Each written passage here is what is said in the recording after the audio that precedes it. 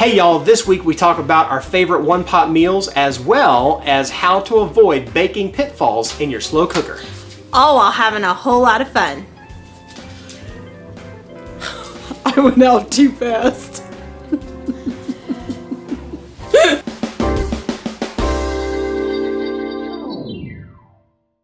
Season 2, episode 2. Oh, we need the Instant Pot, a regular slow cooker, and then a multi-cooker.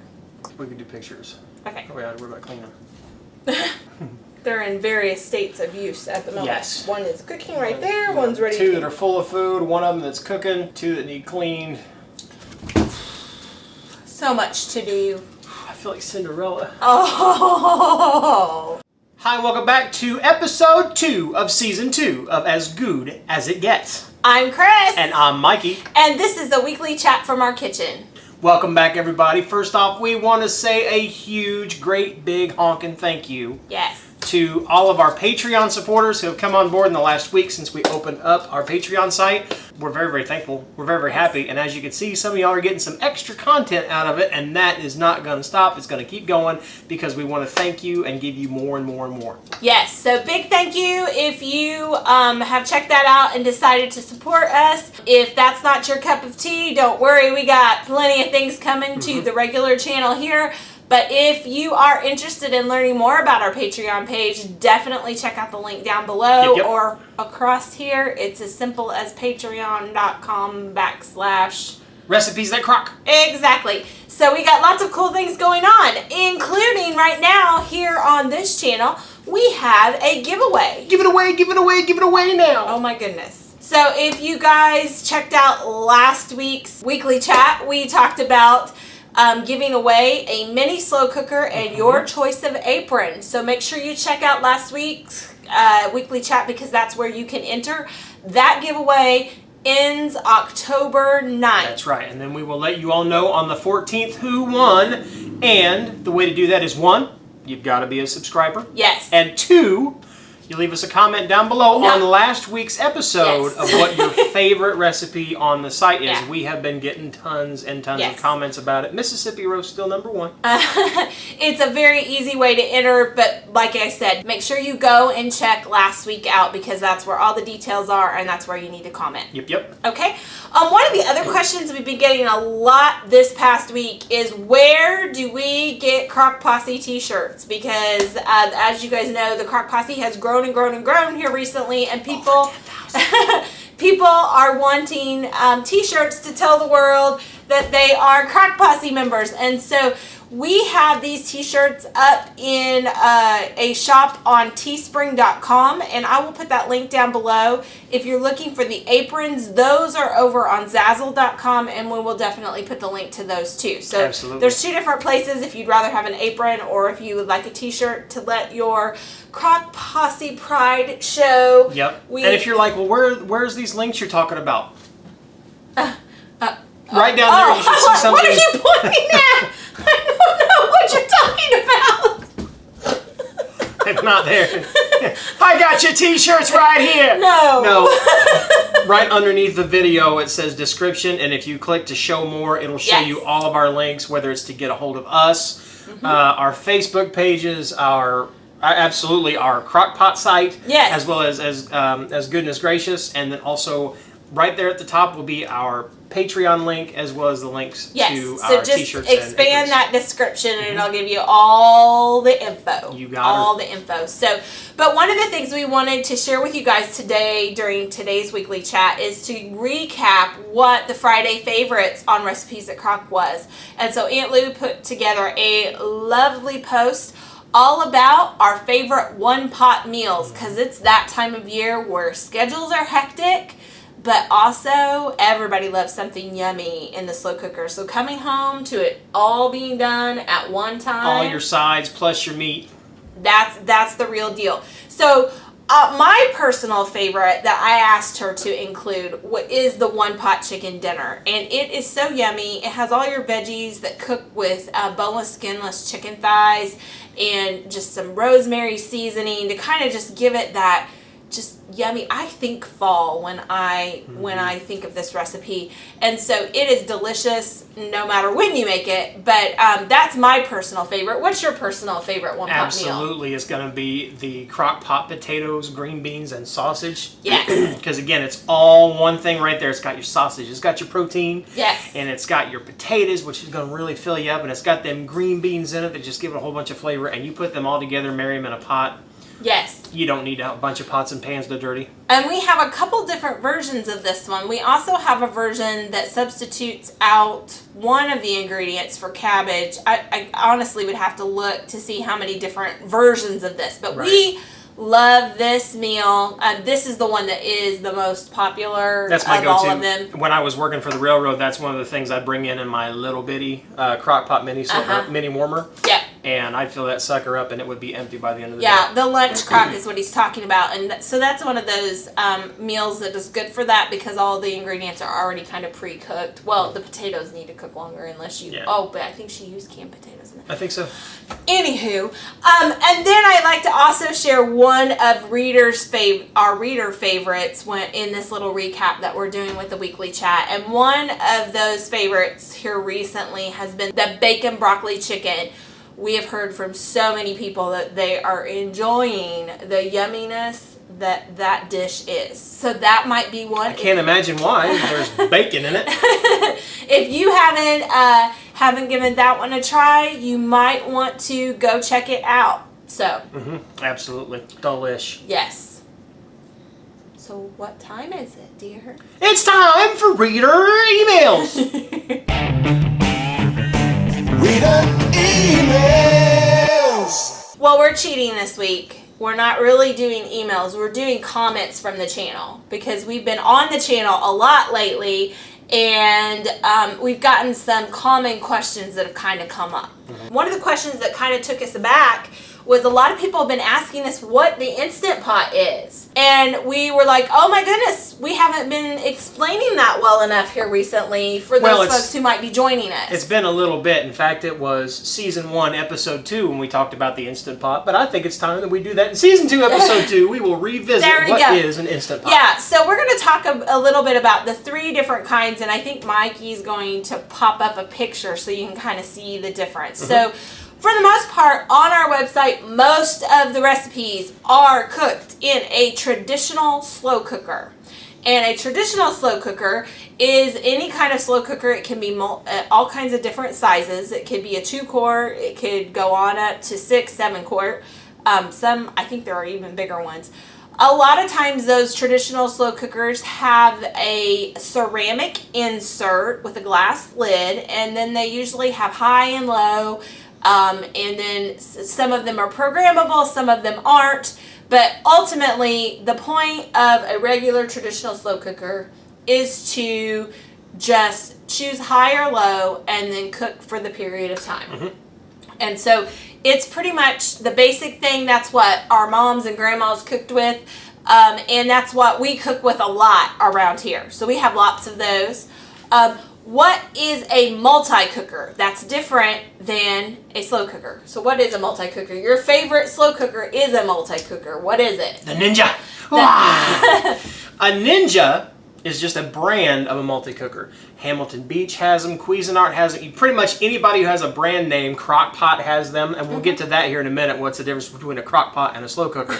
But your ceramic slow cookers are going to do the one function where a multi-use cooker like the Ninja, they're going to have different features. You can brown and saute, you can steam, you can also slow cook, you can fast cook, you can fry, you can make pancakes in them, or you could do a roast.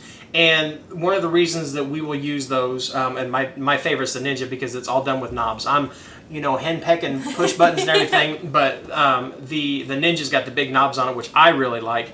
But if I need to, let's say, brown a roast, if a recipe calls for a roast like we just did for the channel this week, one of the things it said to do was to season the meat and then brown the meat in some bacon grease. You could also do with oil or whatever. But I could go to the stove with a skillet and brown my meat there and then transfer that meat over to a slow cooker, your traditional slow cooker. Or if I'm using the browning feature on one of our slow cookers like the new Cuisinart that we just got. The multi-cookers. The multi-cooker. then I can set it over to brown and saute, and it'll even, some of them even have different temperatures that you can use to brown and saute, like that new Cuisinart we have. I love it because you can go from 350, I think, all the way up to 450. I think 500 even. Even 500, so it even could work as a broiler if you wanted to. Kind of. Sorta. Yeah.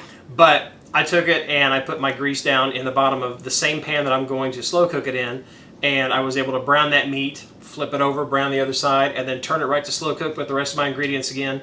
And I only had one dish that I needed to dirty versus a skillet and that.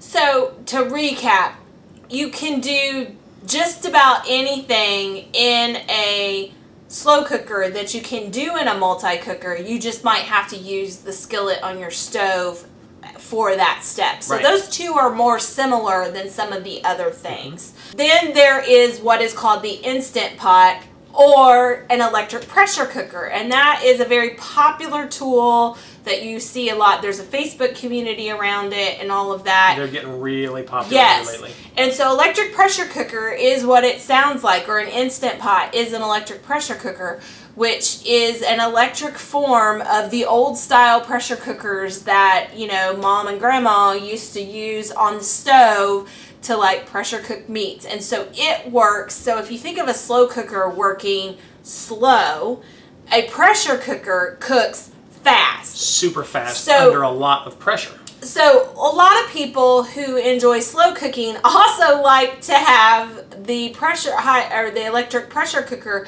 around in case they forget to put on their slow cooker recipe. A lot of people adapt slow cooker recipes into Instant Pot or electric pressure cooker recipes. And so when we share something, most times you will see that there is a slow cooker version or there is the pressure cooker version if we have one. And so that's just a little bit of the difference. You know, we shared here, this last week, Miss Ad and I got in the kitchen and showed you how we made our hard-boiled eggs in the pressure cooker, in the Instant Pot. And so that is one way to do it. And then we also, if you're flipping it to the slow cooker side, we also have a slow cooker option of making no-peel hard-boiled eggs, like if you're making it for potato salad and that kind of thing. So we have those two kinds of options on the site depending on what your needs are.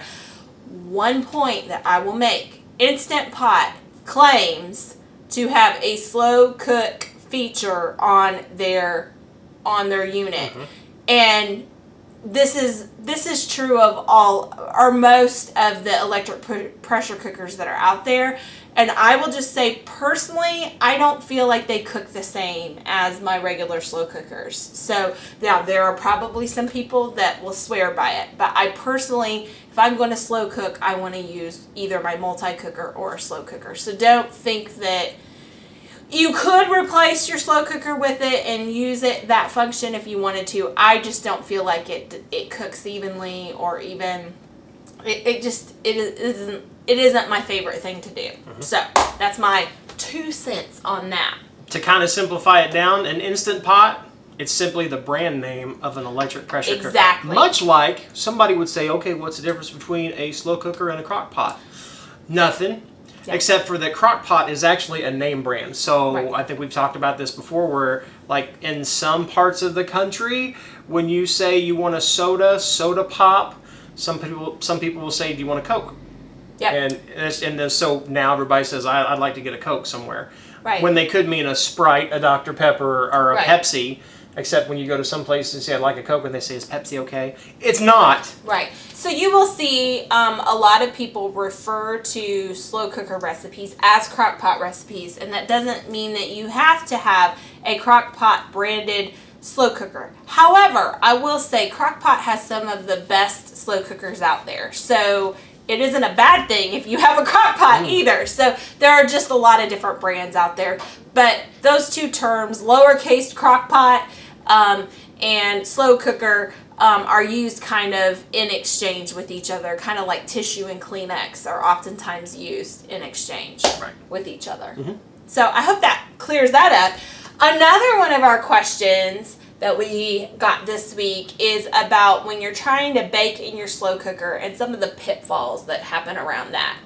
We just had that happen yesterday. We just had it happen yesterday with we name her all kinds of things, but Aunt Lou was up and she was helping us with one of her recipes, and they just grabbed a random slow cooker off the shelf and put together one of her cakes.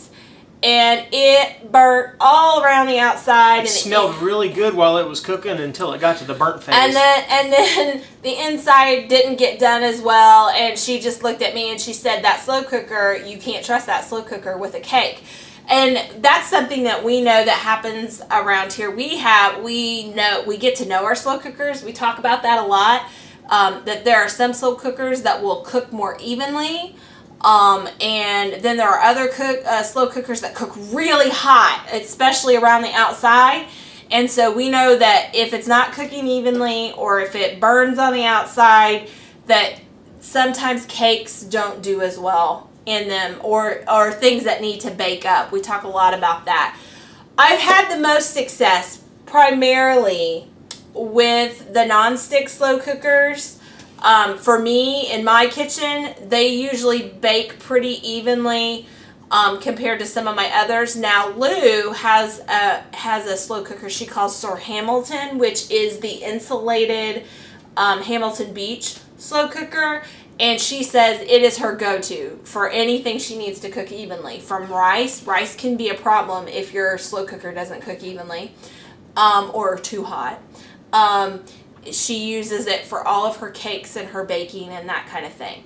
But the other big thing about cakes and baking is we cooked 3 cakes yesterday, 3 different ones. And you would think, same cooks in the kitchen and everything, we had one burn, one cook way faster than it was supposed to, and the other one cooked way slower than it was supposed to. So that's just something you have to, if you're going to bake in your slow cooker, you're going to have to watch it until you know what that unit does. A couple other tricks. What do you do if it's getting cooked too much on one side? Turn it, baby. Turn it. Turn it. Just like you would in the oven. And that's one of the things that if you've got a round slow cooker, it's a lot easier to turn because it's like, oh, well, this quarter's getting done. I'll turn it another quarter, whatever. But then if you've got a square or an oval or something that's not circular, you've only got one way to turn it. But you can still turn it to help it cook a little bit more evenly. Mm-hmm. What if it's getting more done on the outside and the middle is still jiggly? What are some of the tricks that we do for that? I feel like this is a pop quiz. One of the tricks that I use is to take the lid off. Yes. That's going to let that moisture escape a lot easier. It all depends on how jiggly it is in the middle. If it's super jiggly in the middle, you're going to want to turn that lid to where it maybe is covering halfway, so it still helps it keep some heat in there. But it lets the moisture escape. Right. But if it's just a little jiggle in the middle, then you might take that lid completely off, and in about a half an hour, it should evaporate the rest of the way out. Because it's still taking the heat. Because it's not heating from the top; it's heating from the bottom and the sides. Right. And so that heat is still going to come up through the cake, but it's also going to let all of that moisture escape. But if you're also trying to cook on the top of it as well, you want to have a dome of heat over the top of it. Right. And so the other thing to remember is these cakes and those kinds of things are usually of spoon-like consistency, like more like a baked pudding in a lot of ways. We call them spoon cakes. So especially lava cakes and those kinds of things are going to have a much creamier texture to them than like a baked up in the oven cake. So that's something to keep in mind. And if your slow cooker is just not having it, then I would advise kind of researching and kind of looking through and seeing if that's something you're really interested in doing. You might consider investing in a slow cooker that tends to have a more even cook on it. And you can see on those Amazon reviews when people are like, oh my gosh, this cook's way too hot. Like that's a sign to stay away from something like that. Right. So, whew, that was a lot. It sure was. What do you say we go to the menu? All right. All this talking's made me hungry. You're going to talk now. Okay. I'm tired of talking. Whew. Here we go. So for this week's menu, for Monday, we suggest the cheesy chicken spaghetti. That's delicious. See, I'm a traditionalist though. I've always thought of spaghetti as meatballs or a meat sauce or a marinara until we had the cheesy chicken spaghetti. And let me tell you, it's okay to not be traditional. This stuff is very, very, very good. I think a lot of people are fans of chicken spaghetti, so you can get behind that. I can definitely get behind Tuesday. Maple beef brisket. This has got to be an Aunt Lou recipe. Yes. I have not had this yet. This is one of those, why don't I get to eat that? It's going to have to happen soon. Brisket. It's such a tender meat. And then, I mean, I know from making the maple whiskey ribs, anything with maple in a meat is really, really good. So I bet that would be delish. Wednesday, Polish sausage cabbage soup. We have had this, and it is very, very good. A lot of readers tell us that this is a recipe that reminds them of something their grandmother made. So I hear that a lot. Like, oh my gosh, my grandmother used to make this all the time. So this is kind of one of those more traditional recipes that people tend to like. So. Thursday will be lettuce wraps. Yes, and these are the ground beef lettuce wraps. We still haven't, our chicken lettuce wraps that a lot of you guys have asked us about, it's not a slow cooker recipe, so we haven't shared it yet, but we will probably share it on Cooking Chris's Dishes sometime just as a special treat. I'm okay with that. It's something we enjoy a lot. That way I can say, let us eat. On Friday, you know, kind of make it easy on yourselves. How about some pizza with mac and cheese crust? Now, this is one of those recipes that I swear to you, I thought was a little odd when I tried it for the first time, but after making it and making it several times, it's one of those recipes that I just want to share with people, and I want to say, no, really, give it a try. It is so yummy and fun to make with the kids. What kid doesn't like mac and cheese? Yeah. What kid doesn't like pizza? What big kid doesn't like both at the same time? Not this guy. I love that stuff. It is really good. We might have to do it on a Cooking Chris's Dishes with Miss Ad. Get her in the kitchen with you. I've got a little time. We could make it today. Oh, okay. So, yeah, that is definitely a recipe that I think you guys will enjoy if you give it a try. And as we're sliding into fall, we want to think about some really good snacks that might incorporate some apples. Yeah. How about our cream cheese caramel dip? Yes. I can verify and attest to the fact that this is some really good stuff that you definitely want to make. Absolutely. So if you go to the apple orchard, or if you just pick out your favorite yummy apples at the grocery store, make this dip. Yes. You will not be sorry. If you don't have apples, well, you might let it cool down before you put your fingers in it. However you want to have it, it's really good. And for breakfast this week, we're going to do the apple granola breakfast. This is Aunt Lou's, and it looks so yummy. So yummy. And then for dessert, well, it is fall, and we've talked a lot about apples here, but we also have to talk about pumpkins. Yes. And pumpkin spoon cake. Yes. I'm all about that. This pumpkin spoon cake is an adaptation of the pumpkin cobbler over on Goodness Gracious, and both are absolutely amazing. Anything with pumpkin. Yes. We might have to revisit making that pumpkin butter. Pumpkin butter. I was talking to a lady at our local IGA about it the other day. I'm like, because we were talking about stuff to do with pumpkins, and she's talking about apple butter. I said, have you ever tried pumpkin butter? And you should have seen her little ears perk up. It's some seriously good stuff. I have had people offer to pay me to make them some, and I'm like, well, just go to recipes.crock.com and you can make it for yourself. It's right there for free. Yeah. All right. Well, that's our menu. That's our show. And that's it. All right. Get out. Send us your questions. Send us your comments. Bye. Well, it's not my fault that I'm short. Okay, now come into frame. All right, step out. And do the hokey pokey and turn yourself around. Well, that's what it's all about. Hey y'all, this week on the good, dang it, and baking pitfalls, how to avoid baking pitfalls, shoes on. Hey y'all, this week on the, dang it, I am not good at this. Oh, well, having a whole lot of fun. That was too slow. Well, you made no room for me. Step back, Jack! Can I just do the all while having a whole lot of fun part? Sure. Okay, I don't want to. All having a lot of fun. Give me your paper. How did this thing shut off?